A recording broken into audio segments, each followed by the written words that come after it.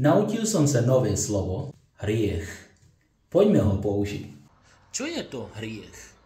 Hriech je všetko, čo ťa posúva o krok späť od tvojho najlepšieho ja. Zaujímavé. If you don't read the newspaper, you're uninformed. I have a question for you. If you were a black American... So we're gonna measure your waist. Hriech.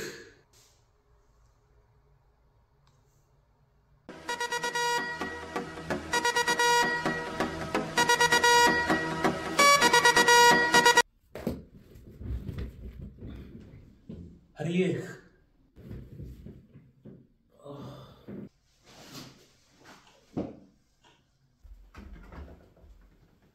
Hriech.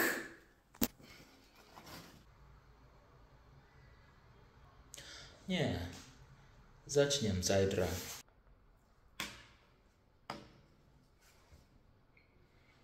Hriech.